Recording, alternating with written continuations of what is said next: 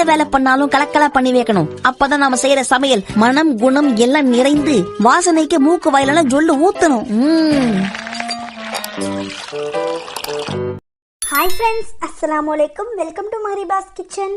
நம்ம இன்றைக்கி ஒரு சூப்பரான ஒரு வெஜிடபிள் பிரியாணி தான் பார்க்க போகிறோம். கண்டிப்பாக நீங்கள் இந்த மாதிரி செஞ்சுருக்கவே மாட்டீங்க, ப்ரெட்லாம் போட்டு. இப்போ இது செய்கிறதுக்கு ஒரு பெரிய வட்டா எடுத்து அடுப்பில் வச்சு சூடு பண்ணிவிட்டேன். வட்டா சூடானதும் 100 ml அளவுக்கு நெய்யும் 100 ml அளவுக்கு கடலெண்ணெயும் சேர்த்துட்டு சூடு பண்ணிக்கலாம்.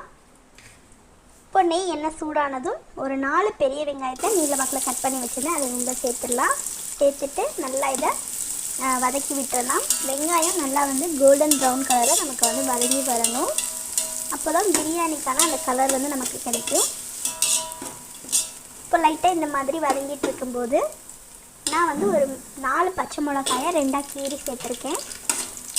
உங்களுக்கு காரத்துக்கு தகுந்த மாதிரி நீங்கள் பச்சை மிளகாய் சேர்த்துக்கலாம். இப்போ பாருங்கள், நமக்கு வெங்காயம் கோல்டன் ப்ரௌன் கலரில் வதங்கி வந்துடுச்சு.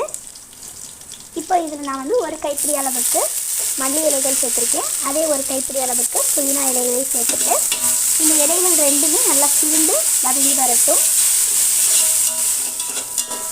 இந்த மாதிரி நல்லா சுருண்டு வந்ததும் இதில் இப்போ நம்ம தக்காளி சேர்த்துக்கலாம். நான் ஒரு 5 மீடியம் சைஸ் தக்காளியை மிக்ஸி ஜாரில் சேர்த்து அரைச்சி எடுத்து உள்ளே சேர்த்துருக்கேன். இந்த மாதிரி செஞ்சு பாருங்கள், ரொம்பவே டேஸ்ட் டிஃப்ரெண்ட்டாகவும் நல்லா சூப்பராகவும் இருக்கும். இப்போது தக்காளி சேர்த்து நல்லா இந்த மாதிரி வதங்கி வந்துடுச்சு. இப்போ இதில் 1 கப் ஃபுல்லாக நான் கட் பண்ணி வச்சுருக்க பீன்ஸ் சேர்த்துருக்கேன். ரொம்பவும் பொடியாகவும் கட் பண்ணிடாதீங்க, அதே சமயத்தில் ரொம்ப பெருசாக கட் பண்ணிடாதீங்க. உங்களுக்கு எப்படி தோணுதோ அப்படி சேர்த்துக்கோங்க. இப்போ இதில் 1 கப் அளவுக்கு கேரட்டையும் சேர்த்துட்டு நல்லா வதக்கி விட்டுடலாம்.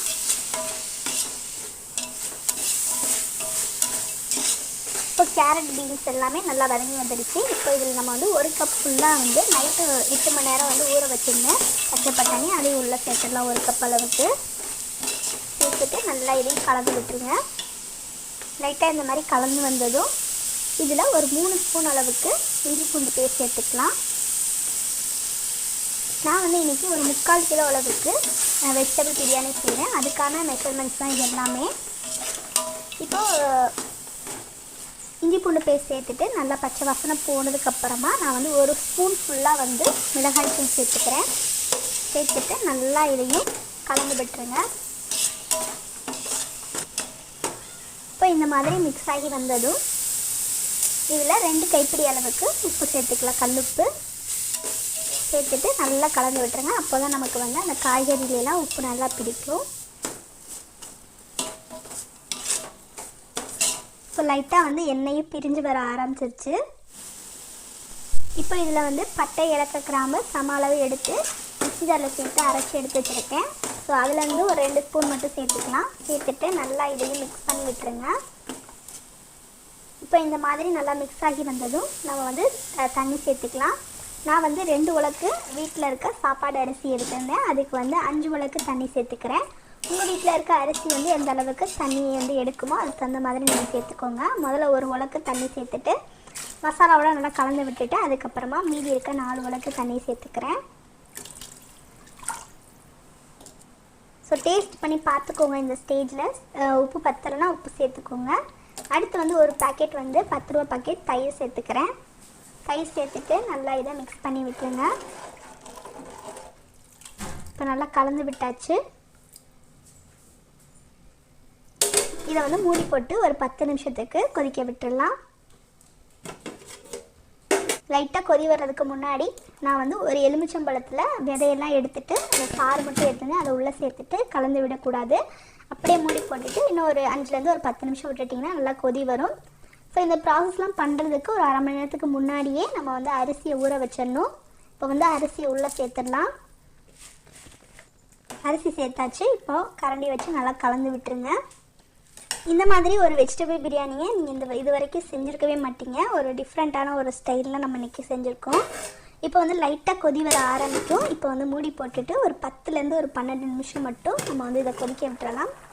இப்போ கொதி வந்ததுக்கப்புறமா இப்படி நமக்கு ரொம்பவும் தண்ணி அதிகமாக இல்லாமல் அதே சமயத்தில் அரிசியும் நமக்கு கொஞ்சம் வெந்திருக்கும்.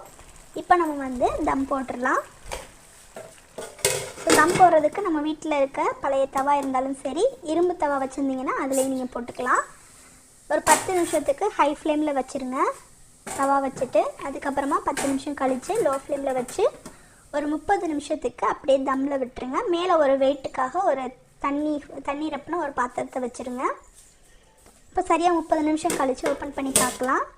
நமக்கு வந்து வெஜிடபிள் பிரியாணி சூப்பராக ரெடி ஆயிடுச்சு. ஸோ இதை வந்து இறக்கி வச்சுருங்க. அடுத்தது ஒரு கடாய் வச்சுட்டு சூடு பண்ணிக்கலாம். கடாய் சூடானதும் இதில் ஒரு 50 ml அளவுக்கு நெய் சேர்த்துக்கலாம்.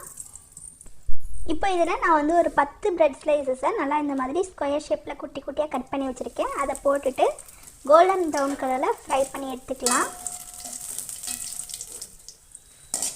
இப்போ நமக்கு வந்து நல்லா ஃப்ரை ஆகிடுச்சு பிரெட் ஸ்லைசஸ் எல்லாம். இதே மாதிரி இருக்க எல்லா பிரெட் ஸ்லைசஸையும் நம்ம வந்து ஃப்ரை பண்ணி எடுத்துக்கணும்.